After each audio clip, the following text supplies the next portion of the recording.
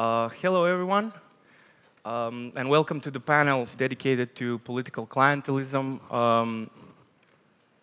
We couple of times mentioned this phenomenon during this conference. Yesterday, it was mentioned a couple of times, especially in the context of election irregularities and sometimes in the context of corruption. But as we're going to show in this panel, or at least I hope that we'll show, we're going to talk about a really kind of broader phenomenon that kind of touches upon also other parts of life.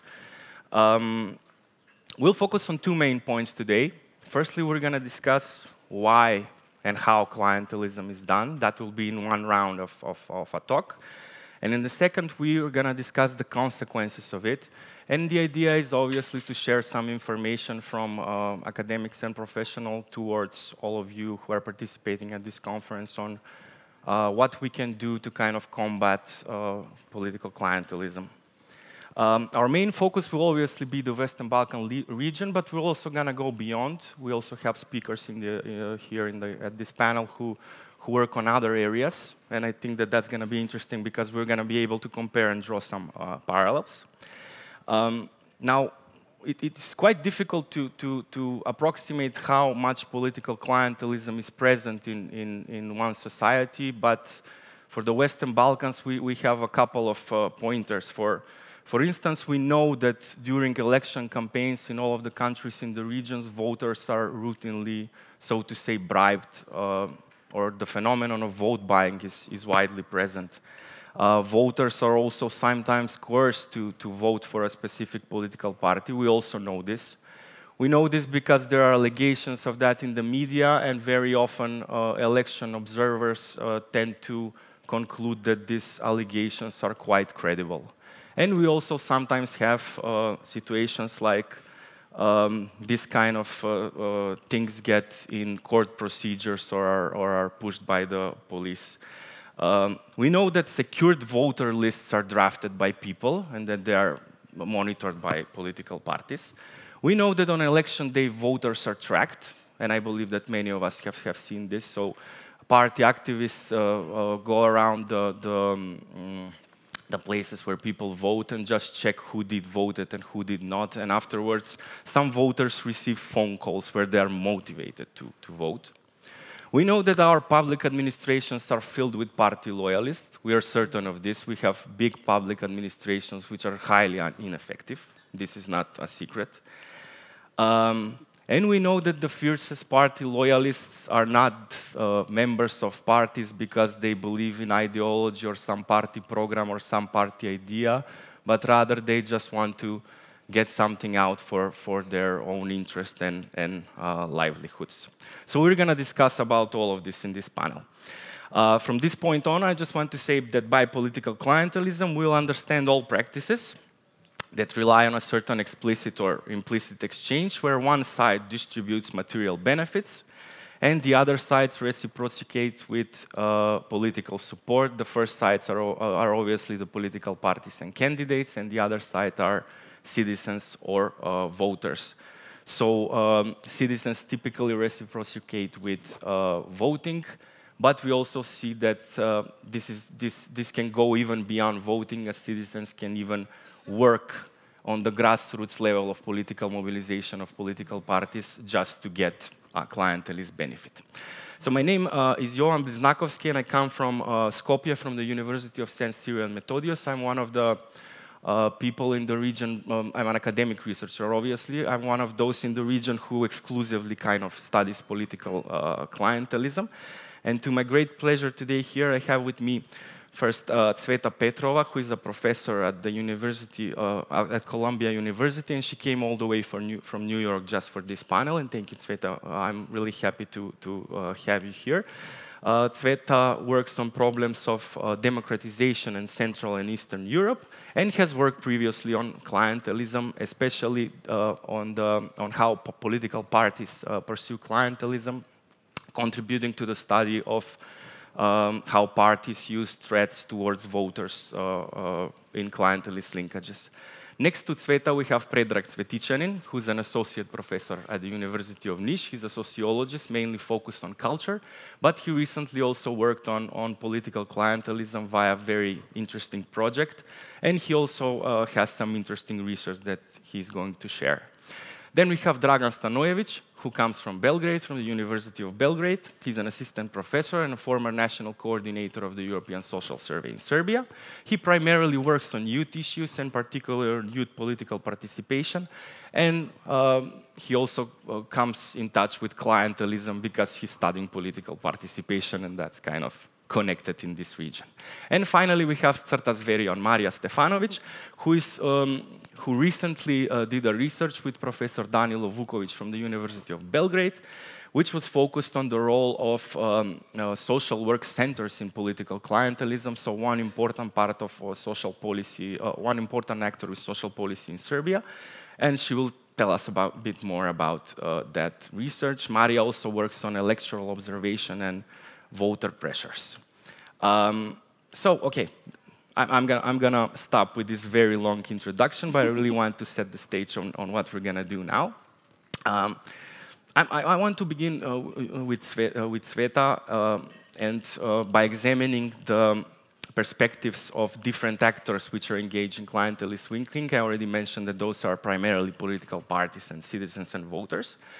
And Tsveta, you're the only political scientist in this group, so apart from myself. And you're best fit to tell us a bit more on how political parties look at clientelism.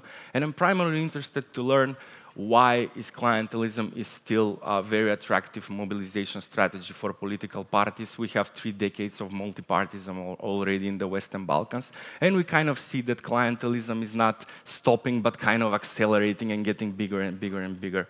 Why do parties rely on political clientelism in the Western Balkans and in other, on the broader post-communist region? Long story short, clientelism survives and persists because in many cases it is a more efficient and effective way for parties to recruit supporters, to mobilize. And it is one of the instruments that parties have to mobilize support, but there are certain conditions, especially when there is underdevelopment, low state capacity, and lack of political competition. Those conditions make clientelism more effective and more efficient. So let me elaborate on that a little bit. If we think about the ideal context of democracy, there's broadly 2 ways in which parties can mobilize supporters. There's programmatic mobilization and non-programmatic mobilization. And again, in an ideal scenario, there is a marketplace of ideas and policies where parties come up with proposals that they put forward to voters, and voters examine those proposals and choose among them. That's the programmatic mobilization. As my colleague already mentioned, there's also a non-programmatic way in which parties can recruit supporters.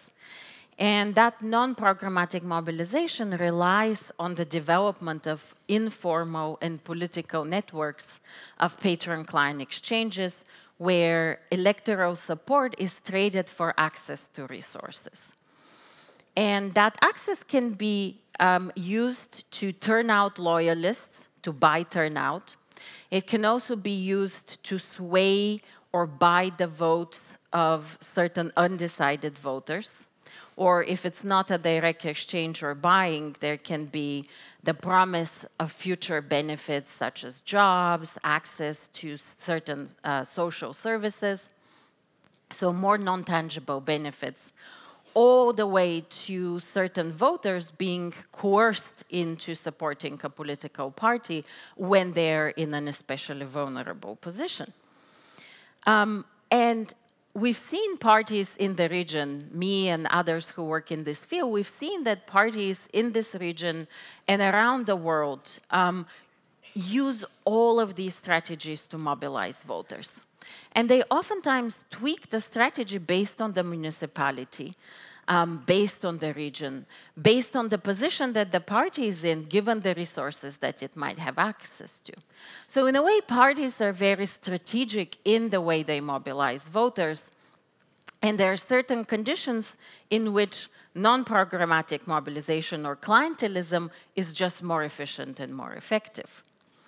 Let me give you two examples that have been very prominent in recent days and that come from very different contexts, because we see clientelism exist in different cultures around the world. We see clientelism exist in democratic countries, in dictatorship, and anything in between. And we see it be prevalent in underdeveloped economic contexts, but also in developed ones. And so I want to give you two examples of ways in which we can see how clientelism can be more efficient and effective. And the first one is the country where I currently live and reside in, the US. If you wonder about the difficulties of programmatic mobilization, just look at the Harris and Trump campaigns in the US. The election comes down to literally several thousand votes in several key states. And those are swing votes, and both campaigns are struggling to programmatically mobilize those votes. We in academia still don't quite understand how it is that voters choose their party. Sometimes it's the economy stupid, as Clinton famously and provocatively put it a long time ago. But sometimes it's not just about the economy, it's about the way an incumbent has performed or a challenger is promising to perform. And sometimes it's not about performance at all, it's about key issues. In the US election, there's a lot of debate about abortion or immigration. And sometimes it's not even about specific policy issues, but it's about the candidate. Who is the challenger? Who is the candidate of change? Both Trump and Harris are now making those appeals. So you see, it can be difficult for parties to even know what kind of policy and program to put forward in front of voters. And in this context of very high stakes and close election, what happened recently in the US? You see a prominent businessman, supporter of the Trump campaign, Elon Musk, offering $1 million a lottery to new voters who support the Trump campaign. And that's an example of non-programmatic mobilization. So you see the temptation of resorting to that, even in a country where there is a long tradition of democracy and programmatic mobilization, it can be just a more effective and efficient way to appeal to voters. Let me come closer to Eastern Europe. If we look at the Moldovan election last weekend, it's a double vote, one of which was encouraging the Moldovan citizens to commit their country to a pro-European direction and enshrine that in the constitution. And concurrent with that, there was a presidential vote for a president who stood up for those values. Moldova is a country of 3 million, about 3 million citizens. And again, a very tight, closely contested, high-stakes election. What do we see happen in that election? There were allegations and documentation that Russia, who claims Moldova as part of its sphere of influence and felt threatened by the vote to enshrine in the constitution the pro-European direction and aspirations of Moldova. Obviously, Russia is a country of vast resources. So they quite ambitiously put forward their goal to purchase 3,000 votes, 300,000 votes in a country of 3 million, right? And here's another example of how clientelism and buying votes can be a more efficient and effective way to go straight forward. Okay, so to conclude very briefly, what are the conditions that we in academia know make clientelistic appeals efficient and effective? There's three that have been studied quite extensively and have been documented to matter significantly. The first and perhaps most important one is economic development. As a country develops, in a way it costs more to purchase a vote, to coerce a voter, to offer them favors. And so as a country develops, it becomes more expensive for clientelism to work, therefore making it less efficient and effective, and countries tend to transition away from it. And again, there is a vast literature that shows us that it's usually the economically marginalized and vulnerable, those who are poor, who are most tempted to exchange their votes, their rights, their citizenship for particular goods. So development helps. The second condition that also helps move us away from clientelistic to programmatic mobilization is state capacity. If the state is a capable one, where it provides public goods to its citizens, then access to those public goods is less valuable. And so citizens are less likely to want that access and to be willing to trade their vote for it. And here it's not just about kind of general level of state capacity. We need to be reminded of the fact that there are a number of events that can be a shock to the state. For example, reforms. The transition away from communism to democracy and market presented such a shock to state capacity in this region. But crisis as well. If we think about the 2008 global financial crisis, it presented a challenge, a financial one, to many states that led to the dismantling of various programs that provide public goods and services to citizens. And so we see the general development of the state and the temporal erosion of state capacity that make clientelism more efficient and effective. And the last condition that I want to briefly touch on before concluding is that of political competition. That one is a little bit more ambiguous because we've seen systems in which there is robust political competition that discourages parties away from clientelism, makes it more expensive, and encourages parties to move to the provision of public goods and to propose those in various platforms. The concentration of power also tends to allow parties to have access to the state and to try and to trade those for votes. But sometimes, as I just described in the US, robust competition too can provide temptation for parties to resort to clientelism. And so it's usually the combination of competition with economic development or with a capable state that really supports programmatic mobilization. Okay, thank you very much, Tsveta. Yeah, I think we started to kind of show how complicated this whole issue of clientelism is. And we saw that parties have a couple of reasons why they engage in political clientelism. But now let's turn to citizens, and I'm going to give the floor here to Peja, especially because he worked a lot on this thing. He recently co-authored a paper which asked whether informality is a part of a culture of or rational choice when citizens pursue it. You also proposed a new type of idea to overview this flow of resources and threatening towards citizens, explaining it as a type of societal capture, something different from state capture. So I want to hear from you, why do you think that people go for clientelism? If parties have a million reasons, how many reasons have people to go into clientelism? Yes, thank you. In the region, the key reason for clientelism is because access to resources is blocked. By resources, I mean employment, job promotion, expensive or urgent medical services, scholarships, and so on.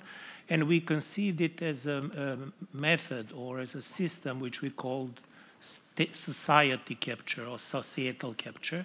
And it's the mechanism of domination which enables political elites that once they seize power, they constantly re-elect themselves. In contrast to this notion of state capture, which is more known, which basically designates taking under control all three parts of government and using this to extract or exploit public resources, societal capture is basically a mechanism of domination. Political parties use different methods to capture civil society actors, meaning citizens, non-governmental organizations, trade unions, churches, and economic actors, private companies and private media, in order to get the ability to use them later on in the elections and to re-elect themselves. There are three core mechanisms of society capture. They are simple, but very complicated to do. First is to close the access to resources that people need. Second thing is to make parties a mediator which is necessary to use. And finally, those who receive these favors, they have to return the favors, crucially at the time of elections, but also beyond. So citizens who receive the favors, they have to return them in elections. And in the study that we did in period 2016-2019, which was called Closing the Gap Between Formal and Informal Institutions, we spoke with 422 people, among them more than 15 insiders, people who were directly involved in this. And they told us that there are basically 4 ways to craft the victory at the election. First one is secured or guaranteed votes. It means that each of the party members get a quota, for example, 10 people from their surroundings, which are not party members. They can be friends, they can be neighbors, and they have to give all the data to them, including telephone numbers, addresses, and so on. And then they divided them on the day of elections into certain time slots. So some of them have to go to elections at 10 o'clock, some of them at 12 o'clock, 14 o'clock, and so on. And they monitor this, as Jovan mentioned. And each time when they don't show up, they send the people to remind them of their duty because their friends, their daughters, themselves, they got, for example, employment. And the employment is the key resource that people need in the region. Resources are really scarce in this sense. But all of these posts are basically party controlled. We have these bureaus for unemployed, but you can simply abandon this practice because all the employment goes through political parties. And after elections, the toughest negotiations is who gets which institution and how many people they can employ in this institution. Previously, it was done in secret. Now it's open. They say, we want, for example, a medical center, or we want electric company, and then how many people they can employ. So this is the first thing and the most important, secured or guaranteed votes. Then we have a second type, which is capillary votes, meaning people who are basically not ready to vote for the ruling party, but they received some sort of support. For example, agricultural subsidies, or startup loans, or social security welfare, and so on. And then they say local officials to them to ask them whether they would be willing to vote for a ruling party. And for some reason, they say they would. The third thing is bot votes. This is what both Tsveta and Jovan mentioned. Our insiders say that you can buy 4 to 5% of votes. Usually in Serbia, it's 20 to 25 euros. In some cases, up to 50 euros. But then you buy 4 to 5% of votes. And finally, there are trade votes. And trade votes are usually Roma votes. And you go to a Roma community and to the leader of Roma community and ask them, how many votes do you have? For example, 609. And they tell them, if we have 609 in your local constituency, you will get flavor, oil, pigs, ships, whatever. What is important is that according to people who organize this, they say that you can gather up to 40% of votes in this way. Basically, you need like 10% of votes of people who would like to vote for this party, who like them, or maybe they are brainwashed by constant media manipulation. So to answer the question, in effect, we do not elect. Ruling elites elect themselves in the region. That's quite a grim image that you're sharing now. But yeah, it can be quite truthful. Dragan, you're one of the scholars in the region that's most actively engaged with youth issues, and you have written about how the youth is socialized in political participation, and especially in political parties. And I think that you're best fit to explain to us a bit in the direction of how is the youth socialized into political clientelism. And also, I'm also curious to know, are there any actors in that youth sector, so to say, that represent a counter movement against clientelist politics? This is obvious why I'm asking this, because we're looking forward to the future and to see what can we do, and the youth is an important segment. So. Okay. Well, your first question is related to the mechanisms or way how young people socialize within this political field. And there are two levels or two aspects of this socialization. And the first level is part of so-called culture of informality that is present in our societies with weak and non-responsive institutions. And I think that most of people from Western Balkan or from Mediterranean countries are aware that when you need something, you don't rely on institutions. You call your friends, families, colleagues, if you need some information from state institution or municipal level, if you need something, some medical assistance in education field, you don't rely on institution, but you call your informal contacts for help. And young people socialized in this kind of environment, and they learn this culture of informality in everyday practices within their families, within their with their peers, within their schools, in the labor market especially, and this is how they try to adapt and to recognize the structures of opportunities in their life. And this is the, let's say, the first level of socialization in societies, and this is connected with political field as well. And the second level of socialization comes up with direct contacts with political parties, because some young people tend to engage with political parties, and when they engage, then they learn specific informal rules of political game. So there are many informal rules in this game. And basically there are two categories of young people. The first category is maybe majority of young people who enter political parties and learn and being involved only superficially within political parties. Most of them are trying to get a job or promotion or to get a secure job.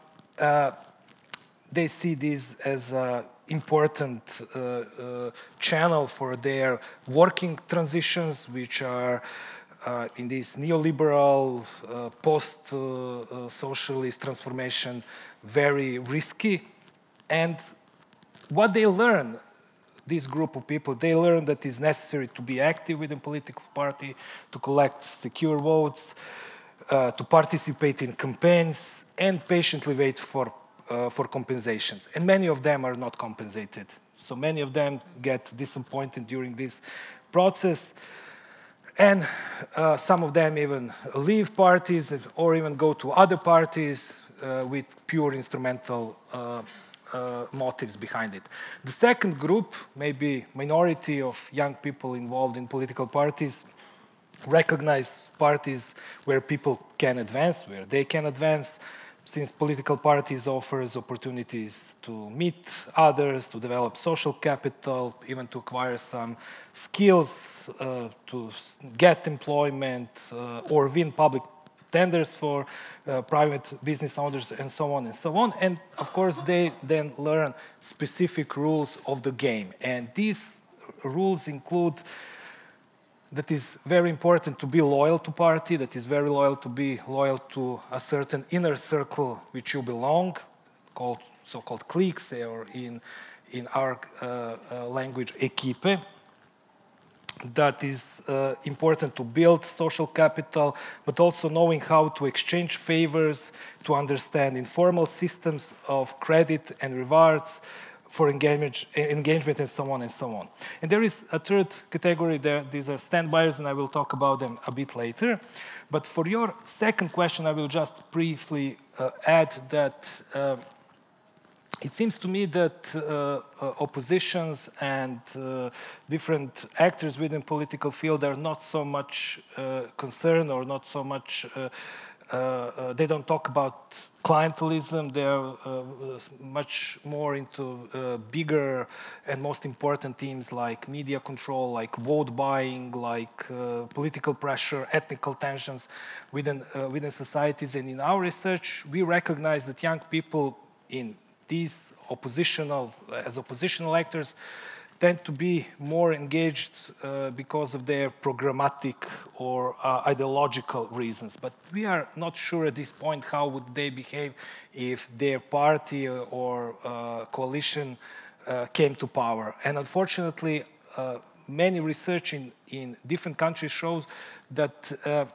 when political party comes to power, it's very hard for them to abandon this practice of clientelism. Even if they want to abandon, there is a pressure from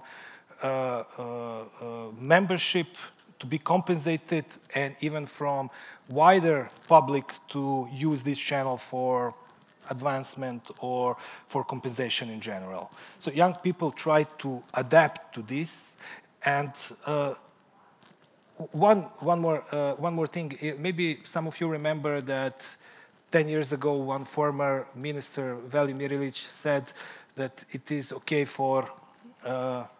to steal a little, but it's not okay to steal so much, something like that.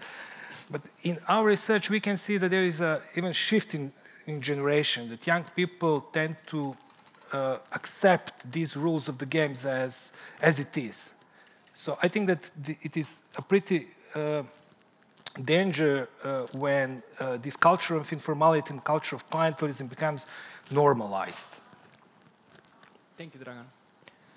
Marija, we're going to wrap up this block with you. And as I said, you have a recent research that focuses on how social center Centers for social work, yeah, sorry, are used in clientelist linking between parties and citizens in Serbia. Can you tell us more about this? How are they used? Thank you very much, Jovan. Well, as we already heard, the entire public sector practically play a significant role in creating, maintaining, but also reinforcing clientelistic ties between political parties and citizens. And findings from in-depth interviews with employees in centers for social work across various municipalities in Serbia actually highlight how these centers have been turned into a powerful tool, as you already mentioned, powerful instruments for political parties, so to sustain those relationships, but also to build loyalty by controlling public resources, so the access to social welfare assistance, to distribution of those resources, by employment opportunities in the centers, and also by controlling other services that these centers should provide to citizens, right?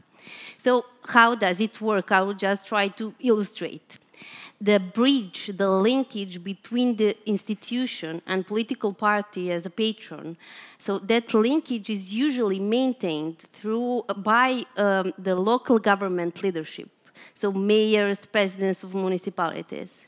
And they exert pressure on centers for social work to favor party supporters. But in some cases, that linkage is maintained by unofficial local power brokers, let's say. In Serbia, we call them local bosses, right?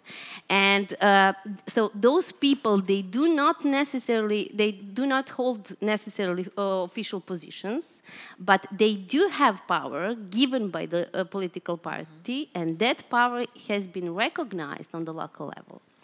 So in that, let's say, clientelistic chain or hierarchy, informal hierarchy, which actually follows the formal organizational structure of the institution, we have directors. And those directors in centers for social work are usually selected for their loyalty to the party rather than their qualifications, right? And we say that they have the role of gatekeeper between the institution and political party, because their main task actually is to ensure that the institutions of the center operates in that way so the party could benefit. So that means that they have to exert pressure on other employees to participate in party's activities.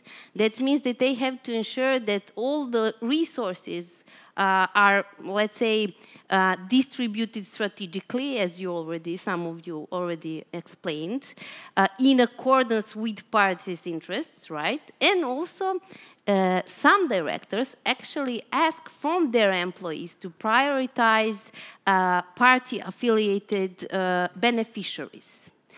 So, because many of those directors actually got their positions through party channel, besides political support, they are also obliged to financially support the party, again by misusing the public resources. I think that the Serbian public is familiar with so-called system of donation. And that means that those who got their jobs or leadership positions through party channels, right? So they are obliged to give back, to return to the party a portion of their salaries. So we are talking about 5 or 10%. And we heard in this research, for instance, that number of 20,000 dinars, so it's about like $200 per month. So they can financially support the party. Then in that hierarchy, we have employees. Employees enter the clientelistic relationship with directors, and specifically, particularly, employees on fixed-term contracts, so with unstable, uncertain job positions, and also those hired by the local government. Because centers for social work in Serbia, they have dual structure. So partly they are financed by the ministry and partly by the local government. So all of these employees, because again, many of them got their jobs through party channel, so it is expected for them to participate in parties' activities, so to attend rallies, to collect votes, to vote for the party, even to spy their colleagues for the party, and we recorded such cases. And also, some of them have to financially contribute to the party, again through that system of donation. And which is pretty dangerous when we talk about social welfare system, they have to provide professional support to the party, their expertise.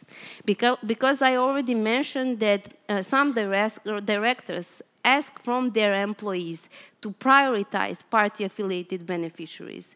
And employees in centers actually told us that they have been in situations where they had to, let's say, redefine their professional decisions to be more aligned with parties' interests. And this happens particularly because political parties actually use that formal structure to protect the network, their clients, right? And that's why we are saying that it's dangerous when we talk about social welfare system. And finally, we have social wealth beneficiaries, right? And we know, like from this research, but also from evidence, from research we conducted on pressures on voters in 2022, and also from evidence that we gathered through Crta election observation mission. So those evidence actually suggest that recipients of social welfare assistance actually find themselves trapped. So they feel that they are tied to the ruling party because they were promised material aid, or they were threatened that they will lose material aid if they do not support the party. Right. And I will just say one more thing, and I think that this is like the most important thing, actually, when we talk about centers for social work. Political parties use centers for social work actually to target, to identify the most vulnerable groups. And Tsveta already mentioned that those marginalized and deprived groups are like target usually. So they use centers by misusing personal data. So Center for Social Work staff actually enable political parties the access to those data sets, so they can target those groups, so they can exert pressure on them to participate, to mobilize them for voting, right, in exchange for material aid. So again, it's about misusing public resources.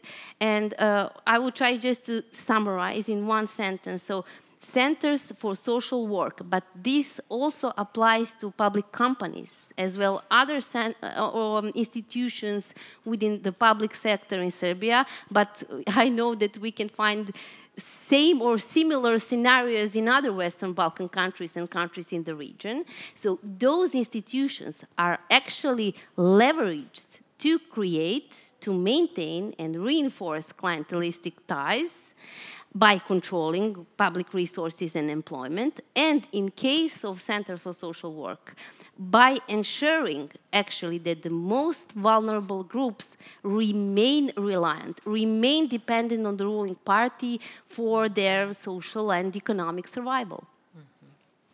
Thanks a lot to everyone for their contributions here. So we discussed how and why clientelism is practiced, and we kind of got to quite similar observations. So we mentioned that there is space for clientelism when parties do not have credible programmatic commitments, so to say, when they are not, when from what they promise in their programs is not seen by citizens as relevant. So they need to kind of make themselves more attractive, and this even happens in some highly developed societies, like the example that we saw from the US.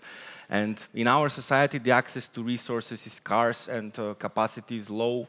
The state capacity is low, so there is good enough reasons for citizens to also go for clientelism.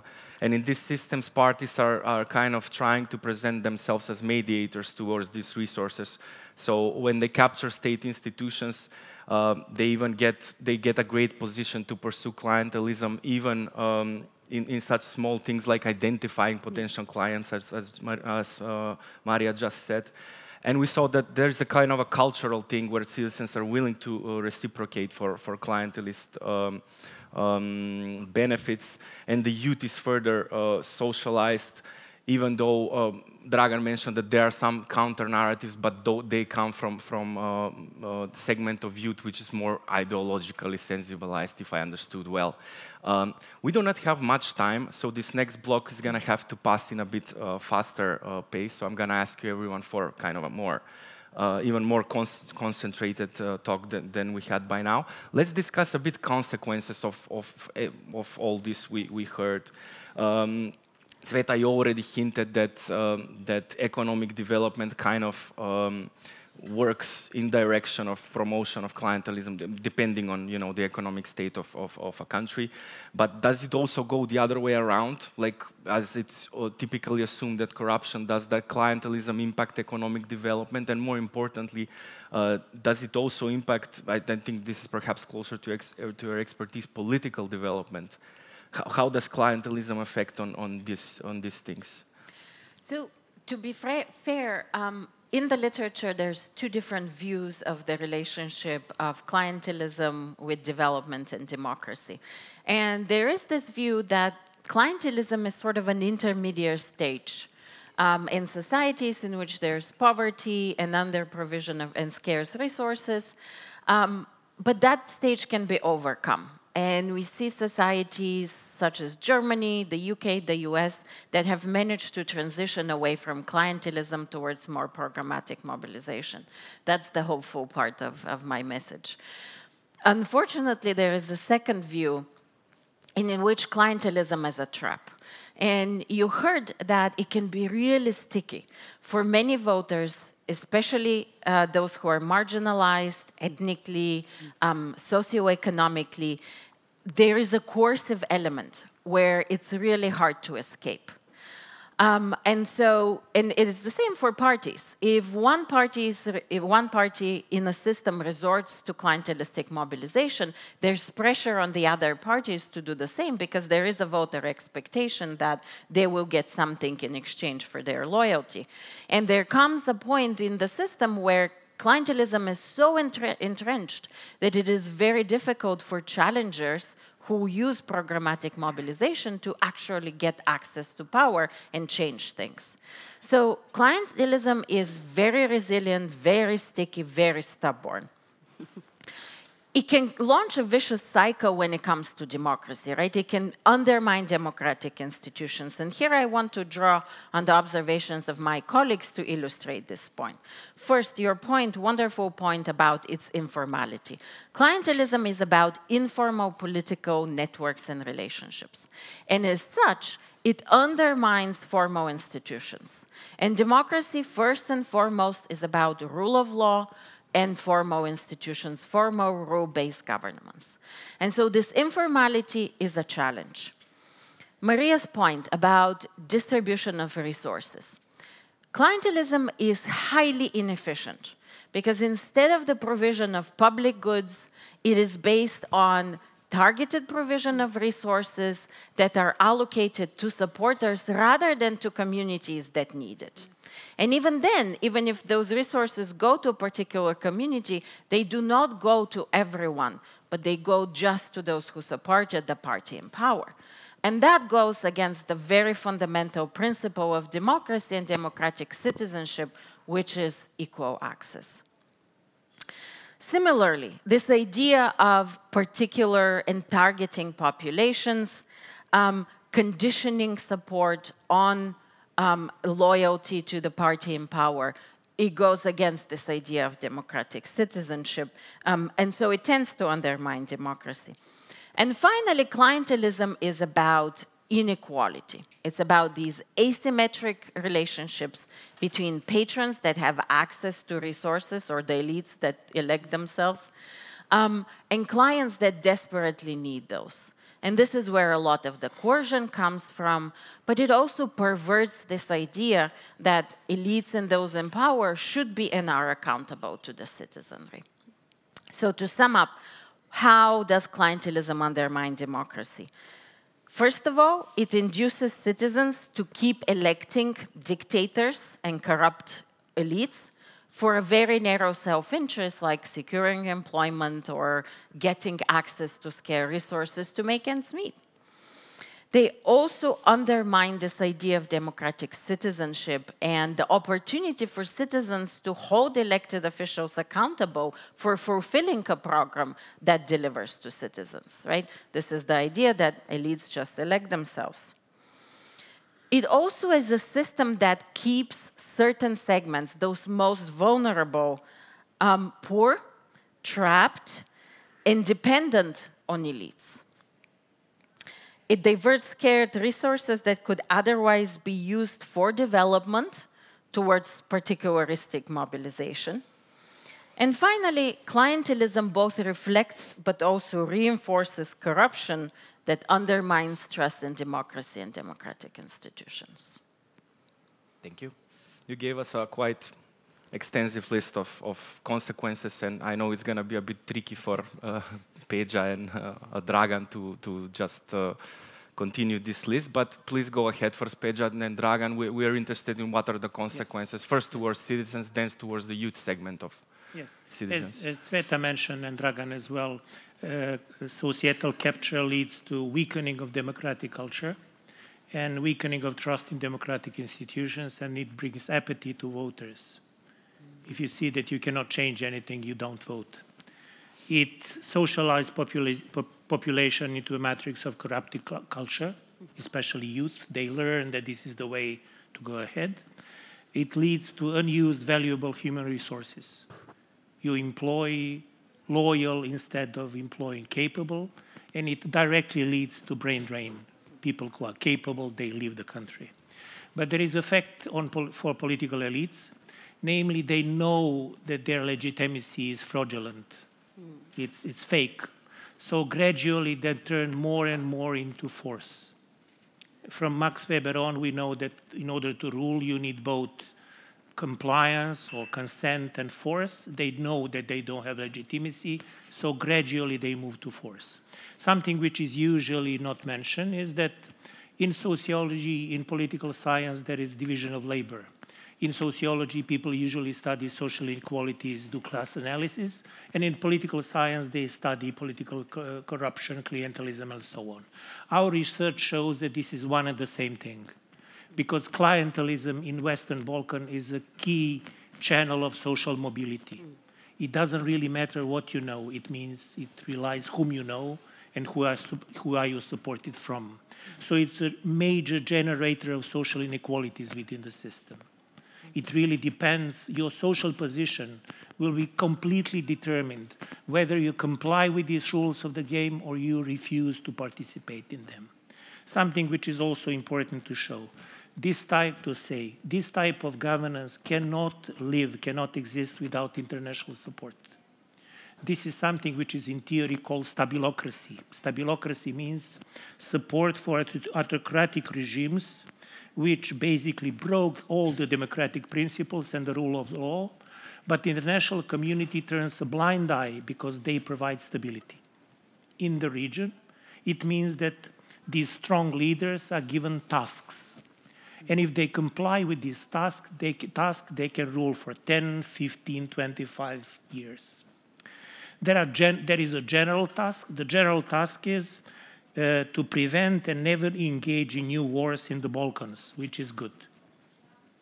There is inflammatory rhetorics in all of these states. We will never, these are eternal enemies, but when it comes to doings, to practices, they all keep calm. But all of them get special tasks as well. For Serbia, special task is to bring negotiation with Kosovo to a close. And as we see now, to supply rare metals, lithium, needed for green transition in the EU. If Chatham House rules apply, I can tell you a story. A friend of mine, journalist, he met with really high-ranking official. And she told my friend into details how elections are rigged in Serbia, how media are terrorized, how political opponents are prosecuted. And the question then was, why you still support him then if you know all these things? And the question and the answer was, he gets the job done. And this is our problem. This is really short-sighted policy. Supporting autocrats, turning blind eye to ruining democratic institutions and principles of democratic culture, suppressing conflicts instead of resolving conflicts. It will sooner or later inevitably bring conflicts again. Not to mention that supporting this type of rule will bring this type of rule to these countries as well, as unfortunately we do see. I don't have much to add to what is already said. I'll try maybe with a few additional points. One is that clientelist practices reinforce already present social and ethnic divisions within countries. And in countries with, for example, ethnic divisions, ethnic-oriented parties became main channels for all these services and public goods distribution. So this reinforced this division and potential conflict. And in Western Balkan, this is quite obvious on national level, but in many municipalities where I was, this is something that is present. And there is one more, not only ethnic tensions and potential division, it's also class division. Some parties in some periods of time favors, for example, professionals in their clientelistic networks, some favors working class people, and this further create divisions between within society. When it comes to young people, it's interesting how those young people who are not involved in political parties perceive political field, and they see that it is something unpure, that this is something dirty, it's something where you have to be corrupted, you have to be involved in all these schemes, and young people are many young people are not, do not want to be part, not only of political parties, but of political life in general. And that's why this is something that creates disengagement of young people, and especially among those young people who would otherwise be motivated by their goals, by their idea of social change, by their some ideological ideas to participate in political life, to become more opportunistic and cynical, and to be just standbyers without any meaningful engagement in political life. And of course, this is something that leads disengagement of young people, division between young people who are part of these networks and those who are not part of this network, creating other spheres where young people can participate, like maybe some part of civic sector, some part of labor market, some part of their education. And at the long run, this is something that makes this political field very unattractive to a certain types of young people and very attractive to others. Okay, thank you, Dragan. Marija, so this will be the last talk of this session because we're running late. And what would you say are the consequences of clientelism, again, when looking at your research? Yes. Maybe in the sense of how the state institutions are managed. We already touched upon this, but yes, you can give us a bit more insight. Yes, I will keep it short because we are out of time. But when it comes to managing institutions in clientelistic way, first, the primary consequence is that in such clientelistic setting, you create a parallel system of accountability. So instead of being accountable to laws, to citizens, we have institutions that captured by political parties in that way, and those employees and directors in those institutions are actually beholden by political party, right, that control them. And also we can talk about deprofessionalization, because if party loyalty is the main, and in certain cases the only criteria for getting job or leadership positions rather than skills, competencies, etc., then the outcome of that can be just like incompetent staff. And when you have incompetent staff, the quality of your services will be much lower. And especially dangerous as a consequence is that in that clientelistic setting, those employees are same as citizens, like trapped. So they feel that they are obliged to the party because many of them actually got their jobs through the party. And some of them told us that it's almost forbidden in certain collectives to criticize the institution and to criticize the ministry. And they don't, I think that maybe Professor Cvetičanin mentioned that they don't talk, so they don't talk about it. No, Dragan, sorry. Usually they don't talk about clientelism, about pressures that they are exposed to. But this is the case, like everybody is familiar with unwritten rules. Everybody follows those rules, but nobody speaks about it, right? Because they protect their networks. That means that we create a culture of non-confrontation, culture of silence that leads to a paradox. And paradox is that institution actually blocks itself. So again, we heard already that. So the institution prevents itself from the improvement. And also, Dragan mentioned inequalities. So when we talk about managing institutions in clientelistic fashion, we are talking about inequalities among beneficiaries, users, among employees, and among institutions as well, because if the leadership of the institution is close to the party, it can profit, right? Same as those employees who are close to the party, they can have higher salary, better working conditions. Even they can enjoy some small benefits, such as days off And some interlocutors in 2022 actually told us that this motivates them.